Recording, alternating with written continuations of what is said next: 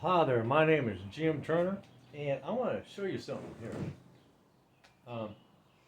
This is how I prep for so I can have an observational panel, right? So, please subscribe, thumbs up, ring the bell. This channel is nothing without your subscription. And you can always go into, so once you subscribe, you go into Jimmy Turner 64, and you can click on, once you're there, you can click on the playlist, and you can select anything, any topic you want. I've got different topics, not just beekeeping. And so there you go. This is 3/4 inch. So this is what the bees are going to walk on, right? So they're going to be walking in through here. I took a little thin piece of wood and I glued it using my clamps. I just use these clamps here, and I just got a number of these, and I'll just clamp that down with some wood glue, and that way they won't get initially caught, on the edge of that screen and rip off their pollen or do damage to their legs. And they learn to walk on this part here really well. They don't have a problem because they'll typically walk along here and then come up along the wall and go up and drop their loads. And so, yeah. So what I do is I'll take, so for example, I've got some scrap wood here, just scrap wood. And what I'll do is I'll cut this also 3/4 square, excuse me, and I'll put that on the top so that they can walk. So the 3/4 will be, on the edges, and I'll glue that to those, and so it'll be 2 pieces. And then I can just take my hive, and I can just, so if I had pieces like that sitting on there, 3/4 inch, say it's a nice 3/4 inch, 3/4 inch, 3/4 inch, 3/4 inch, and 3/4 inch. So I would just take my hive and set this hive right on top there, and my bees just come in and out, right? And so what I've decided to do is I decided to simplify that. I had it more complicated because if you just think about this for a minute, you can have anything underneath. So where you want to put your observational panel, if it's hot in summer, heck, you can just sit them like that, right, on up, just set them up so that all this is exposed. You look down and you see the ground, but you got that support that you need going, this way or that way, whatever you want to use. And then you got it, they can have some nice airflow in the heated weather. So by doing just the 3/4 to tack your 1/8 inch cloth on, and then I'd recommend putting something like that, really thin. It's like, that thing's about paper thin. That was an accident. But I keep that kind of stuff because I'll say, I'm going to use that for something. Well, there it is. Right? I got a box of all kinds of different thicknesses of stuff like that I've trimmed things down, and I go into my shaving box with all kinds of different lengths and different thickness, because sometimes the thickness varies that I need. I don't have to do all that cutting. It's already there. I kept it for that rainy day when it's 90 degrees out. So you can see how simple it is. So what I do is I would just start one corner, tack that corner down, go to another corner, pull outwards, diagonally, tack that one down, same thing, pull that one tight, and then just pull a little at a time as I take my staple gun and just kind of pull, staple. And you can see it's pretty tight. Tight enough for a bee's weight. Alright, pretty tight. And as far as the corners goes, I just put a little wood glue, and then I took my clamps, got some longer ones, so I put some glue on there or some plastic underneath so it don't stick to my table, and I would just take something like this and squeeze it tight. And because once you get your screen on, once you tack your screen onto that frame, the screen is going to keep it nice and taut too. So you don't need to have the corners, because what you don't need to nail them if you don't want to, but you can. Make sure you drill a hole first. Learn my lesson the hard way. And so what I also do is I take a tack and I put a tack between the two edges there. So it also strengthens the connection there. Did that on both sides, all sides. And that's how I assemble, my screen, drop screen. And so underneath here, what I do is I take one of my panels. So I have a whole bunch of this stuff, but you can use obviously whatever you got, whatever makes sense for you, right? And I got this kind of stuff got behind Walmart. So what I do is I end up cleaning this piece off. I end up cleaning all that up, and so that the size of it fits. So that it fits. Well, that camera was on the move, wasn't it? And so as long as it fits, that's all that matters, right? As long as it fits. And so I'll cut this panel to fit,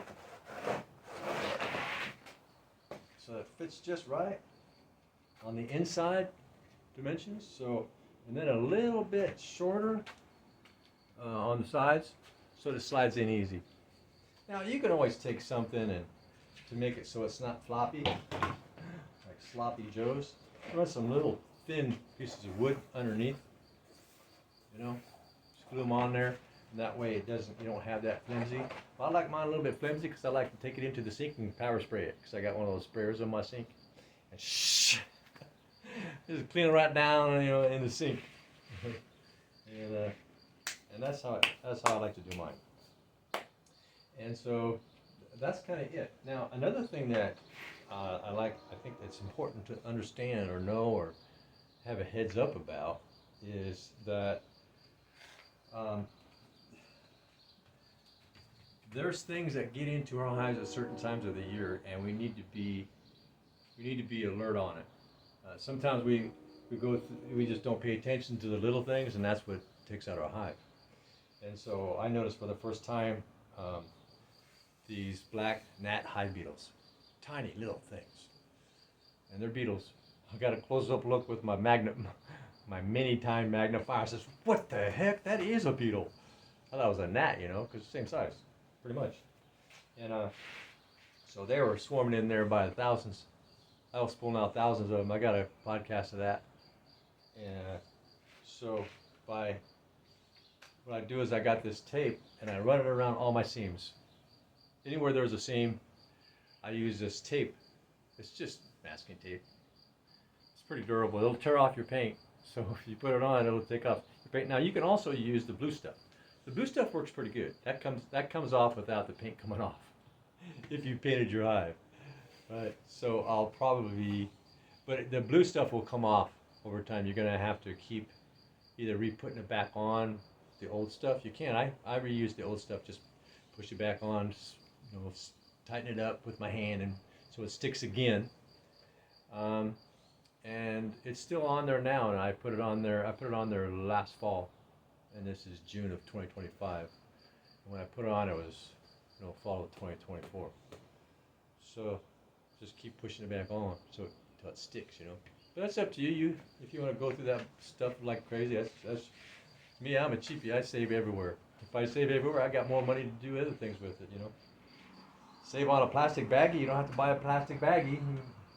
Replace the plastic baggie that was a perfectly good plastic baggie. You just do it because you used it. It's kind of like buying a car. Oh, I used it to go to the store. I guess I'm going to get rid of it now. Or use a 747. I use a 747, so I'm going to throw it away. I don't have that throwaway mentality. I reuse everything that can be reused. And some things I'll fix and I'll repair because they're repairable. I just won't throw it in the trash can. In fact, I don't have a trash. Nobody comes and collects my trash anymore. So I really don't have any trash. I recycle everything, including cardboard. I use it for bedding on my gardens to keep moisture in. So I recycle pretty much everything. Yeah, cool, right? Anything that's organic, I I'll put it in my organic garden, and it'll break down on its own. Yeah, I haven't had anybody pick up trash or needed to for 3 months. I just don't have any trash. There you go. So this will be cut to the dimensions of the This will be the cut to the dimensions of the inside. So I do is I get a marker, and I just mark that like that, and then cut on the inside of the black marker, so I know it's going to fit right in. And I can have this at any height of the year. So if I say, for example, it's wintertime, well, geez, you know, I'm only going to want a 1/4 inch in the wintertime underneath there. And I'm going to want that all sealed off all the way around the bottom, and have it so that, say for example, this is the front, and the back, I'll have a piece of wood that I can just take out, pull the panel out, and check it and put it back in the wintertime. In the summertime, just leave the air flow. They love it. They need more of it, right? It's really hard for them to keep that hive cool. They have to use so much energy to keep that hive cooler in hot weather, which is to say they need more food. And they're going to eat more of that honey, and they're, and it's going to put that hive more at risk, and for the winter, coming winter, because they're going to have to eat too much of their honey to energy to keep that wings going, to fan the inside of the hive, to force the heat and moisture out. Yeah, it just makes sense to me.